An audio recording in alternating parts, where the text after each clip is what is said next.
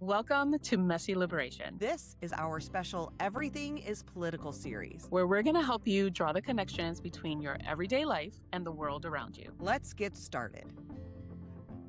Hello, welcome back to Messy Liberation in our series Everything is Political. Today we are joined by Mix Dahlia Belle. And did I say that correctly? Because I've never Yeah, actually said the MX out loud. Mix Dahlia Belle? perfectly done. Excellent. Who is a comedian and joining us to talk about the politics of comedy. Very excited to have you here. You came into my life probably when you did for a lot of people in 2024 when I saw Hannah Gadsby's Gender Agenda on Netflix. So that Yeah. was where I was like, oh my gosh, this person is hilarious. I'm going to go follow them on all the social medias. And I had no clue that who you were before that. I have a feeling that's the case. Like I have a I would feeling that say for changed. most people Yeah, it globally, probably yeah. changed things for you a bit to have a platform like that. Tell me a little, if you don't mind, I'm sure you've said it 1,000 times, but I haven't heard it and I know other people haven't. How did that even come about? I believe it started from a piece you wrote in The Guardian about Dave That Chappelle. is correct. So is that how Hannah, like, you came onto her radar or Yeah, their that's radar? good job. That is how I came onto Hannah's radar. Well, more specifically, that's how I got onto anyone's radar, I think. And then, well, that's only partially true too. Sorry, I'm babbling now. No, I just Um, babbled. You're good. Perfect. So I've been doing comedy for 12, 13 years now.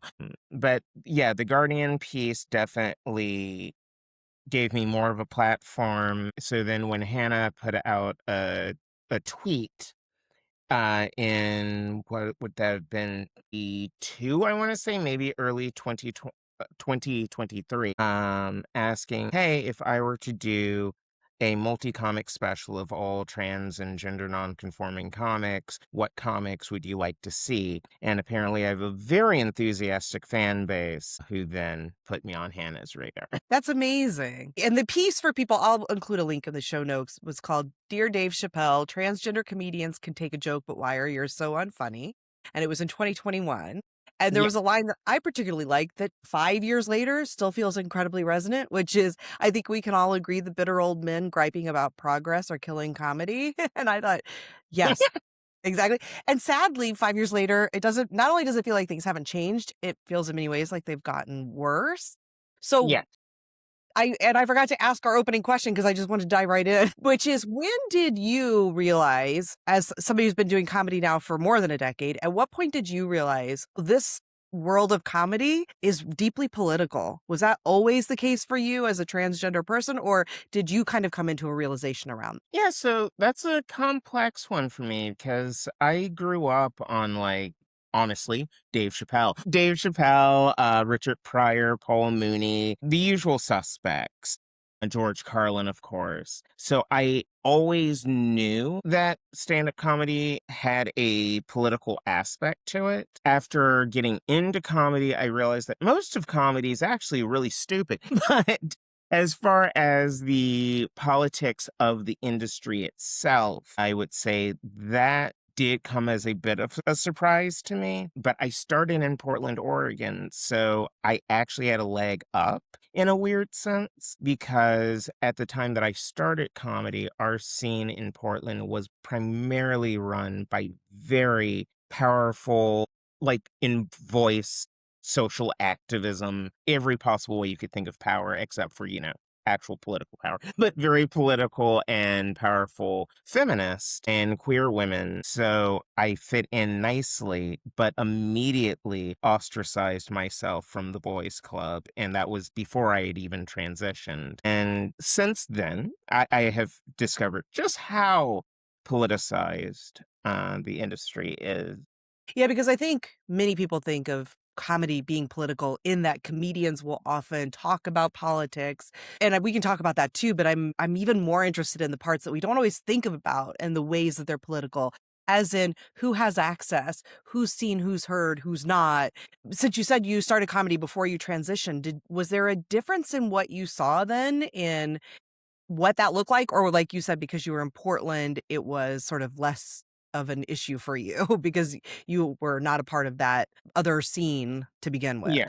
Yeah. So That's a complicated one. Like I said, I think when I first started being in Portland worked out well for me. And then all of my mentors moved on to bigger and better things, to LA, New York, all of that. And then the boys club kind of stepped in and did what they do to comedy scenes, namely destroy them. The real political aspect of comedy has become more real for me since writing that piece on Chappelle. In 2020, I figured that my career had already ended just because the pandemic and the boys had moved in and didn't like me to begin with, definitely didn't like me now. So that's why I accepted the Guardian piece actually when Jeffrey J, another trans comic, reached out to me and was like, "Hey, the Guardian approached me. They want me to write this piece on Chappelle's latest special," which I had knowingly avoided. But Jeff was like, "They want me to write this piece, but the bigger issue with the piece appears to be the misogynoir. So, as a white comic, I don't want to touch this at all. Are you willing to do it?" And I'm like, "Sure, I don't have a real career yet." So I went ahead and wrote that and then got kicked off of Twitter and Instagram and Facebook for a little while, received a bunch of death threats for questioning the goat. And yeah, that really changed a lot of my view on comedy. I realized what I was actually up against. But then, being contacted directly and personally by Hannah Gadsby, I'm like, maybe I just have a jaded viewpoint on comedy. And then this most recent election occurred, and suddenly my career has seemingly once again functionally come to a close. So yeah, it's Would be multi. so frustrating, and I wonder on that so writing that piece originally, I know you said you sort of felt like your career is done, so it was kind of like I'm just gonna go out guns blazing, I have a feeling, right? Yes. But did you got that experience of what I have understand can happen in the world of entertainment, whether that's comedy or acting other places, which is this idea of kind of blacklisting people of like, this person is no longer welcome, and there's so much gatekeeping inside of the entertainment industry and all these various elements that I imagine that meant that like that probably had some beyond the death threats, which are obviously huge, but also had like career repercussions for you. Like, doesn't that then limit your access to stage time and invitations to things before the Hannah thing happened? Uh, it did to a degree, not as much as the current social climate has, oddly Really? enough. Yeah, I think the timing of Gender Agenda was miraculous, to be quite honest. Because yeah, it did come out in a time when people seemed open and willing to that sort of a special happening and immediately followed by a backlash. Like right on the heels of it, immediate backlash. So there was like this huge bump in my career and visibility for a few months. And then, like Kill Tony, all the like Austin dude bro comics really put their flag in the sand and were like, no, this will not continue to happen. And yeah, it's been pretty rough since then. Yeah. Can you talk about the gatekeeping? I mean, what is it that the audience, doesn't understand about how comedy shows work? Who gets stage time? How is that all decided? And what are kind of the politics at play there? Yeah, so comedy is a pyramid scheme. Interesting. That's the deep dark secret. Love it. Comedy shows are produced by comics. So, whoever's the most popular comic in your scene probably runs the most shows and decides like who gets hurt, who gets booked, things of that nature. So that's why when you see these scenes form, what you're seeing are a bunch of people that just like each other. You're just seeing a friend group magnified into celebrity. It's the old boys club idea. Exactly. And it is mostly men, historically has been, and there has been a narrative created that I think still sustains today, you tell me if I'm right or wrong here, that women aren't funny, that Yeah. those guys created long ago women aren't funny, and then that because of that, I think that even women have internalized that message. So they, in the same way that women can't play sports to the same level, a lot of these Mhm. things that are in other industries. So that means that we as women end up going to see male comics, we go to see men play sports, we start to buy into the belief that women aren't funny. And so then the ticket sales reflect that, and then that becomes the justification for Yeah, continuing to say we're not going to allow women on stage. Is that what you experience? it is absolutely a self-replicating process, especially for me personally as a trans comic. I remember when I was first coming out as a comic, and I would invite community members to my shows. At that point, it was very common. I just heard this mantra essentially of comedy isn't for us. I'm like, what do you mean? I know plenty of trans people who are hilarious. I know plenty of trans people with great senses of humor. I watch comedy. I know other trans people who watch comedy. But yeah, the common consensus at that point was that stand up was fundamentally opposed to us as a community, and therefore trans people weren't showing up to a lot of shows. And then we started to shift that, but we're still a small group. So in the club scene, particularly, comedy clubs are very unlikely to book us. We tend to just default to the periphery of a scene.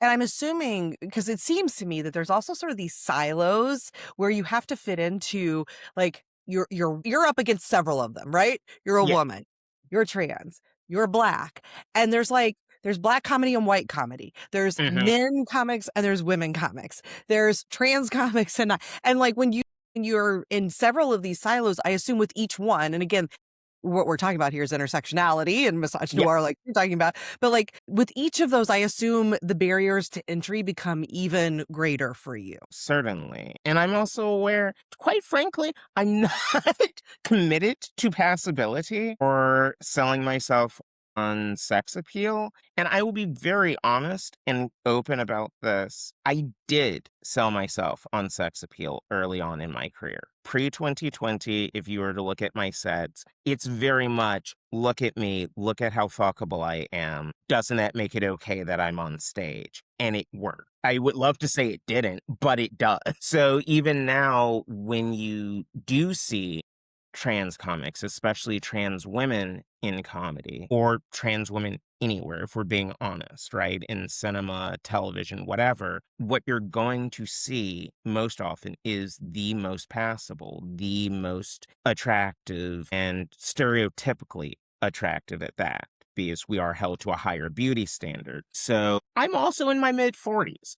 You know, so I'm not going to be offered or get the same opportunities as, say, a very small, slender framed 20 something who maybe no one even knows is trans until she throws it into a joke, and then everyone is shocked and amazed that she's funny for some reason. Yeah, all of this starts to make me beg the question, and I'm sure you've thought it yourself. Why do you choose a career like this, right?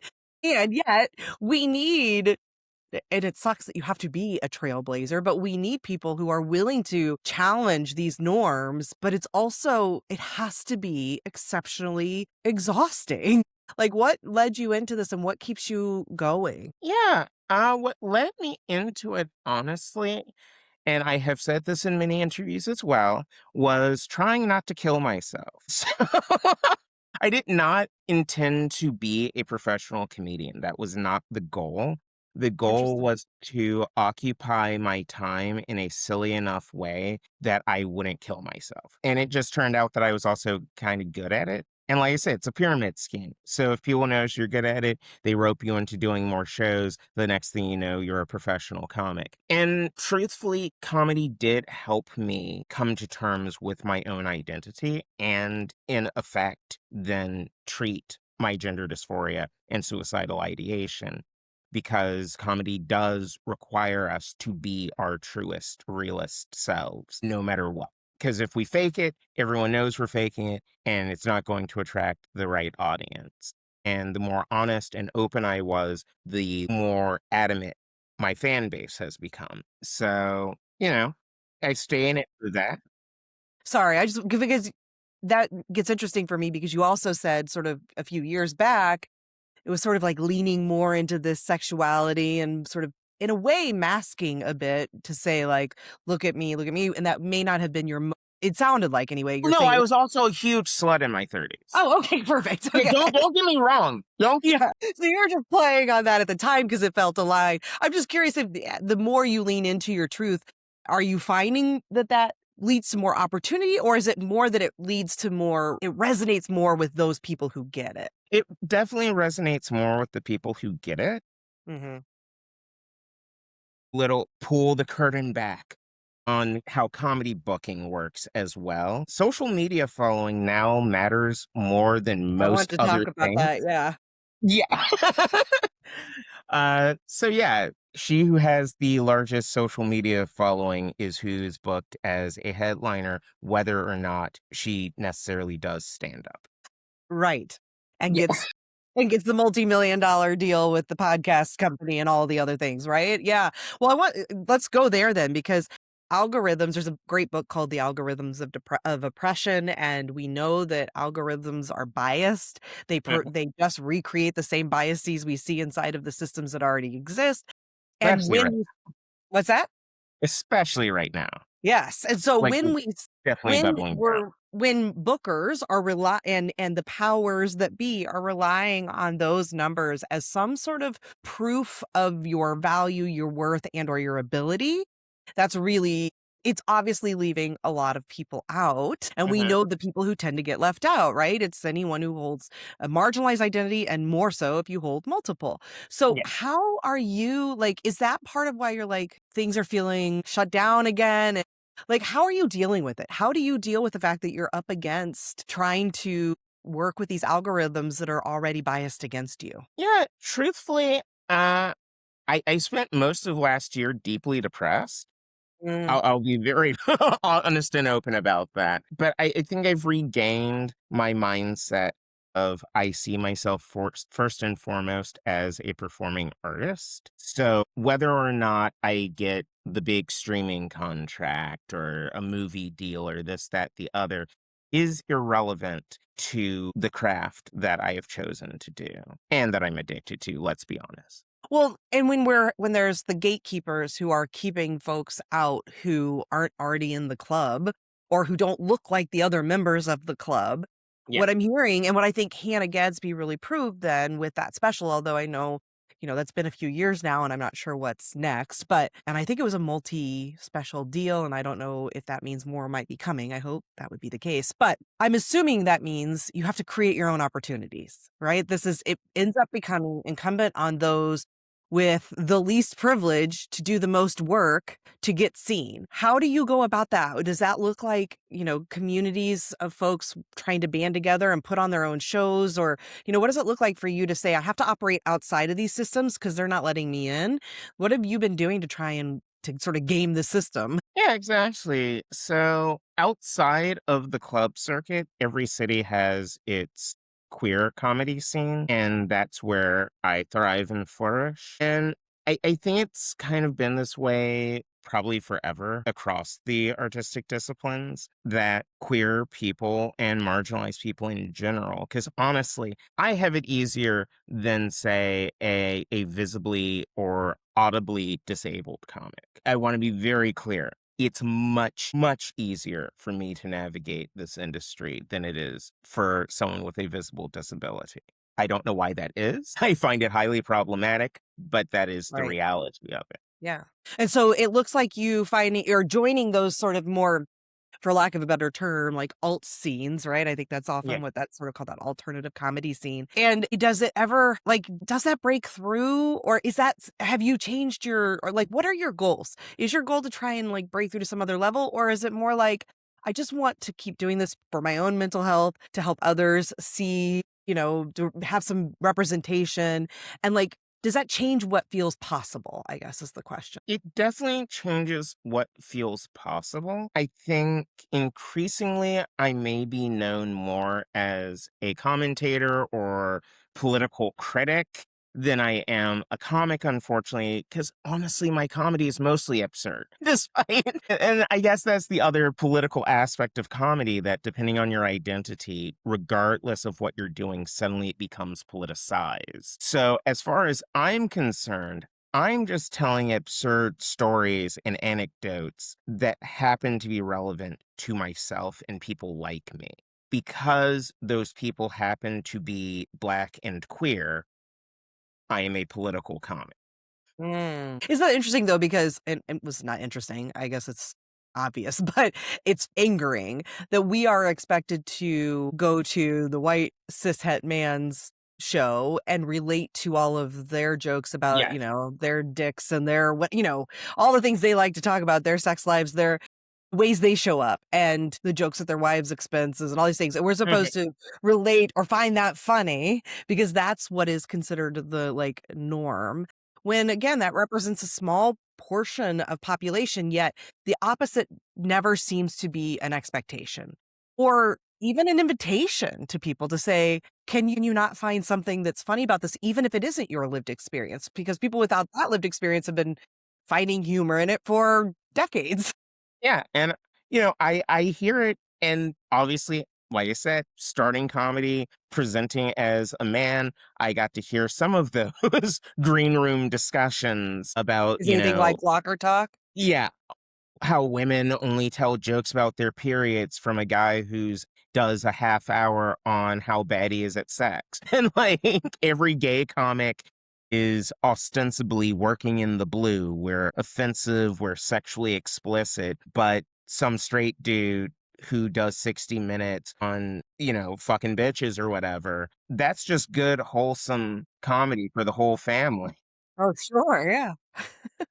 That has to be terribly frustrating. I mean, it's frustrating, I think, as consumers too, because there's a wealth of hilarious people that most of us just don't even we wouldn't know how to access that, like how to even find it, right? So for the people who are listening who are which is almost everybody's going to be consumers of comedy, not creators of comedy, like how do you break out of that? How do you even begin to discover funny people who when, your local funny bone or wherever you go to see comedy in your local city, like they're not putting them on the stage. I mean, like you said, I love trying to find it the local queer comedy scene if you have one, and it sounds like most major cities anyway do. But what are the ways you start to find that to say, I want to find some different voices? Yeah, so I'm definitely gonna get myself solidly blacklisted. Now, truthfully, boycott your local comedy club. Whatever the biggest, like, named comedy club in your city is, don't go to that club because chances are you're not going to see anything new. You're not going to see anything relevant. Half the people you're going to see aren't actually stand up comics to begin with. What you're going to want to do, like if you have a local newspaper or something of that nature, check upcoming events. Things like that. And also keep in mind, this is a very difficult one for people because alt scenes, alt comics tend to perform in bars. So there becomes this weird gray area between what is a comedy show and what is an open mic. So if it is an open mic, that is not your local comedy scene. And it may be good, but it could be real bad. Exactly. That might be real, real bad. That's going to make you not want to do comedy or watch it ever again. But yeah, if you have theaters, especially, a lot of queer comics perform exclusively at theaters. Theaters tend to be a little more accommodating of us. And Because, college campuses, is that college campuses are also a great place to go. We tour a lot of college campuses, theaters, smaller venues, music venues, even. But honestly, you're not going to see a lot of us represented in a mainstream club. There are a few of us who have broken through, especially in New York. right? So I want to be fair to New York. New York is a completely different scene. Well, that is good. There are places because that makes me wonder, like, as a Black trans woman, I would imagine, and I'm sure for other folks, also people with disabilities and like trans women who aren't Black and all the different marginalizations. I imagine there's this added layer of safety that you have to consider too, right? That I'm guessing also just, white women who are comics. I would just think that it's got to be an added layer of safety that the cishet white man who's touring doesn't necessarily think about, that also factors into your choices about where you are able and willing to perform. Yeah, there is that. Honestly, it doesn't impact me as much, only because I grew up in the Midwest in the 80s and 90s, so I don't care. You already drank from the water hose and you know what it's like here. Exactly. I don't have a lot of fear left. Mm. But honestly, especially for young cisgender women, I would say more so than myself, comedy is extremely dangerous. There are a lot of very predatory men within this industry. And that, I mean, during the Me Too movement and some of the big names that apparently now are all forgiven and are touring again, but Exactly. right. But we know that that was definitely the case, right? And I assume that since that, he's out there touring again, and I'm sure there's more than just the one, but huh? Again, that's Yeah. another clear tip off that a lot of the women comics who blew the whistle on these predatory men, in some cases, men who literally brutally assaulted numerous women within their comedy scene. The survivors, the women themselves, are who got blacklisted. All of those dudes are back out on the road, if Yeah. anything, being even more celebrated. Right. I talk about how they were canceled while still being, multimillionaires and now touring again. Exactly. And it's so frustrating. And yeah. And I wonder, like, how do you feel about separating the art from the artist? Because I hear you saying, like, you grew up admiring and following the work of Dave Chappelle, among other Mhm. people who were probably also problematic.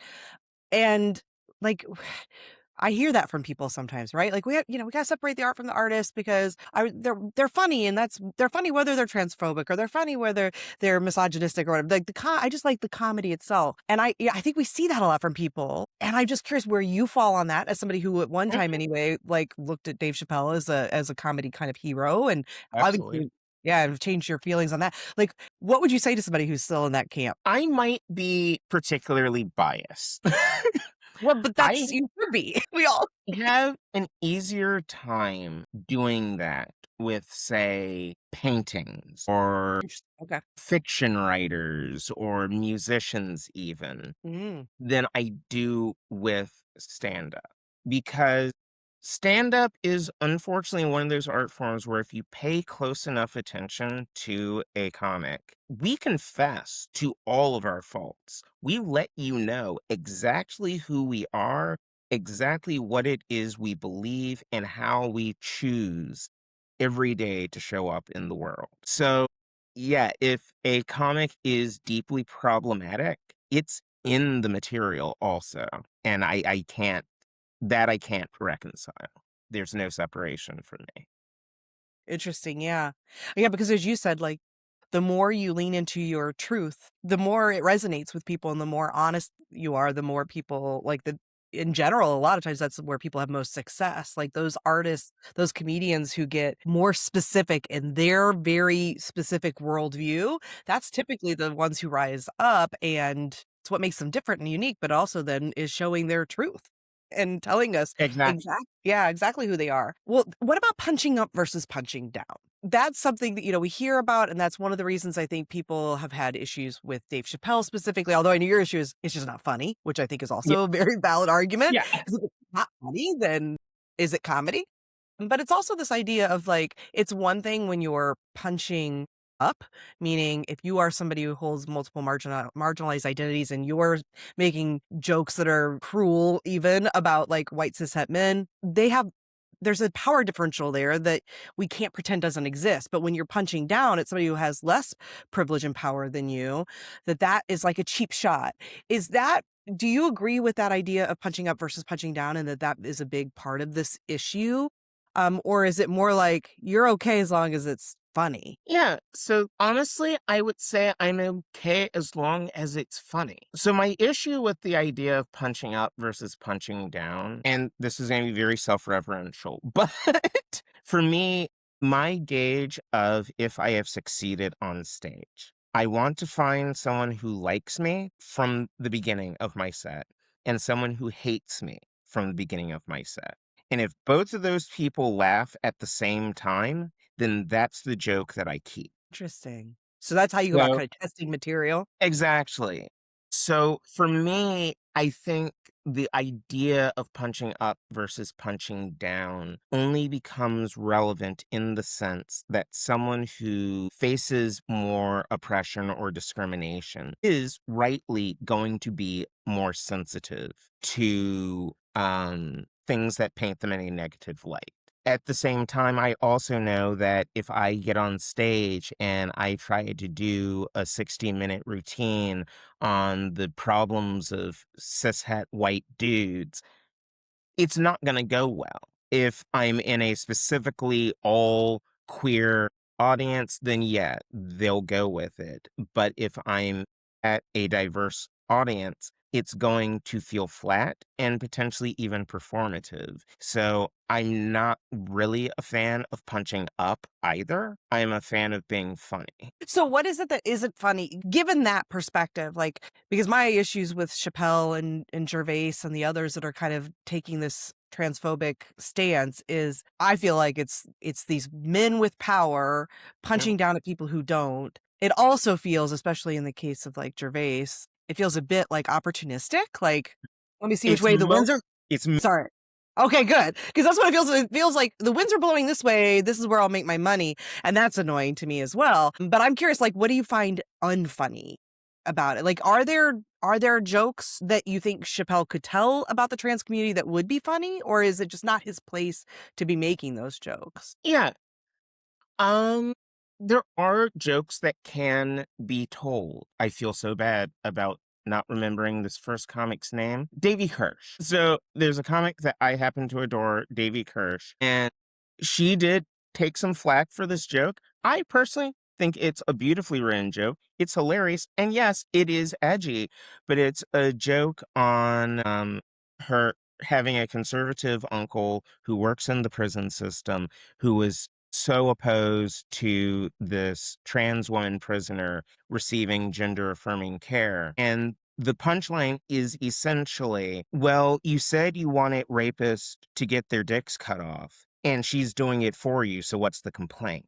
Which I think is valid and funny. Another one of my friends is Sir Lance Edward. So the most cisgender heterosexual man alive. I don't know of anyone who is more broy than this man.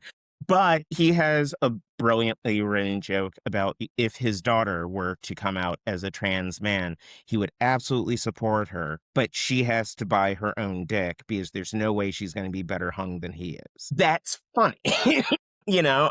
And I think the difference is knowing the topic. And a lot of these people, like Dave Chappelle, Ricky Gervais, they don't know the topic. It's just an easy paycheck. It's just low hanging fruit. And if you're not willing to research the topic, then that's lazy comedy. So I'm more offended as a writer. Yeah, I totally hear you. And the opportunistic piece is really frustrating because it feels like, we're just in a time where it's like, again, it's kind of like you said, the easy thing. What's the easy Yeah, thing I can do right now? For like, why is it important for voices that are not white bros to be heard? And why is it important for us to go seek them out as consumers? Like, why does this matter, especially in this time? absolutely. And I'm very opinionated on this one. Well, good. Give me lots. I see online a lot of younger trans people who are very sad. They're very deeply sad. And I get it. I know why. And my job as a comedian is to take that pain, to take that difficulty of lived experience and find why it's funny, why we can still laugh and be okay and continue moving through the world with our heads held high. So to have comedy relegated exclusively to straight white men deprives everyone else of our fundamental humanity. Yeah. And so seeking that out is something that can help you as somebody who's being reflected. But what about too for people like exploring voices that are unlike their own? What do you get from that? Because again, you've been asked your whole life to enjoy the comedy of white men, and I imagine there are some that, like you mentioned George Carlin, there were probably some people you did enjoy and that did Yeah. add to your life. What is it for me, for the white dude, for, the cishet person? Why should they seek out this kind of comedy? Like, what do they get from that experience of laughing with people who have a different identity? Yeah. To be honest, I think people from marginalized identities are fundamentally more creative. We are That's good. funnier, we are more artistic, we are more imaginative because we have to be. Yeah, you have to imagine worlds that don't exist, right? Exactly.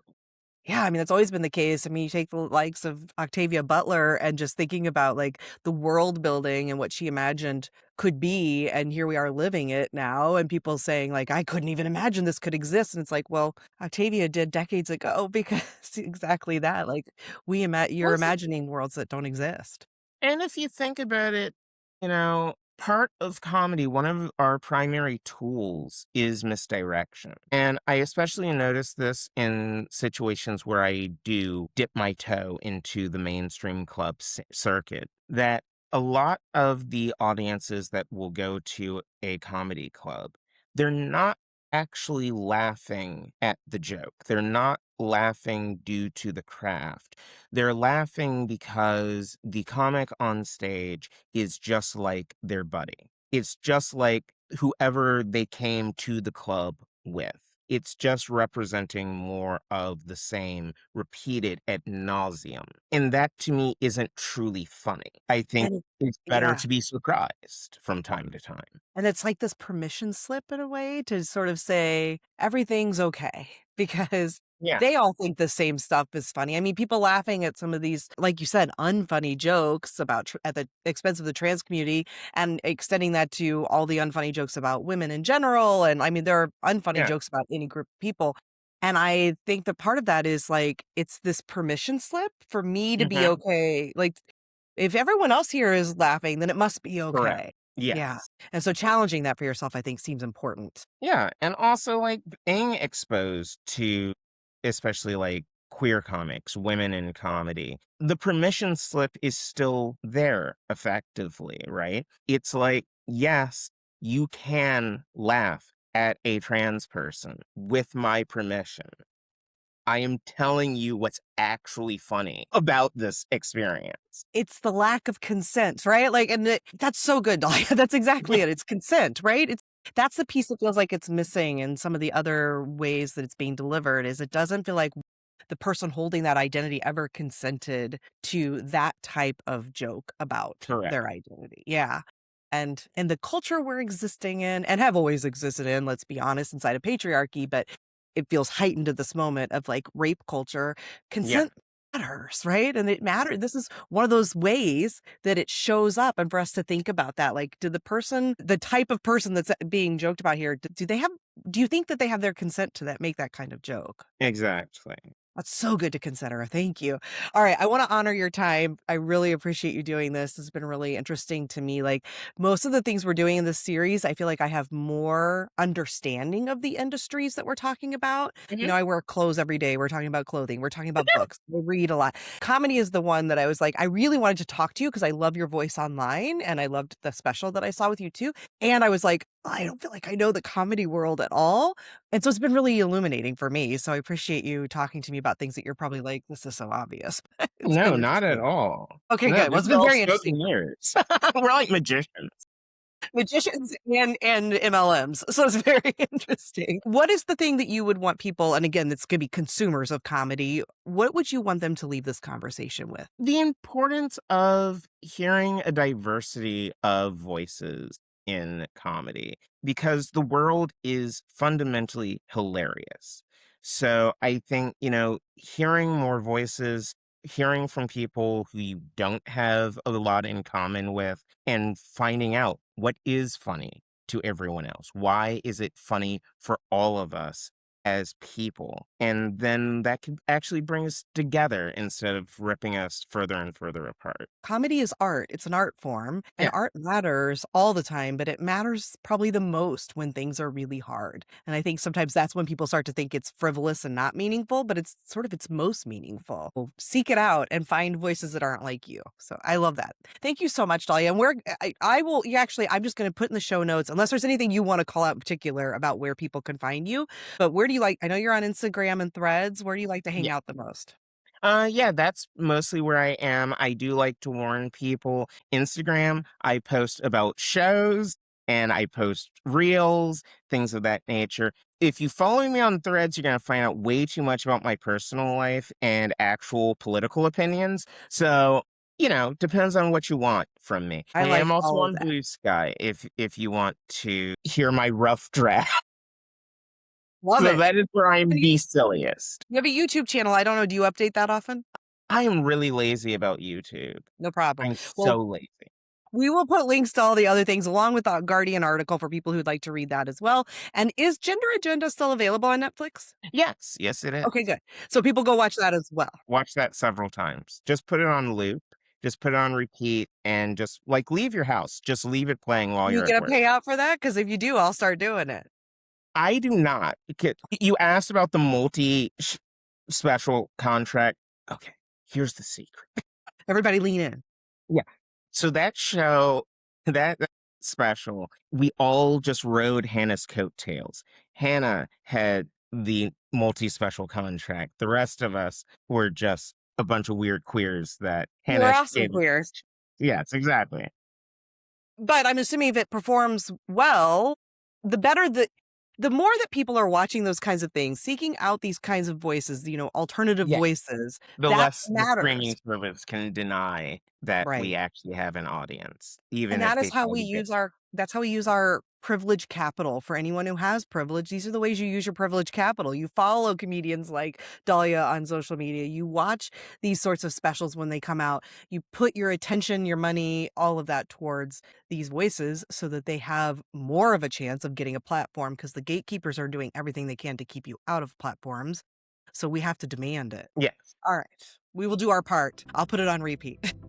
much appreciated. Thank you, Dahlia. Bye. Thanks for listening to Messy Liberation. Will you please take a moment to subscribe, rate, and review wherever you listen? Taking that moment to do that will really help us reach a wider audience. Thank you so much for your support and for listening today. Until next time.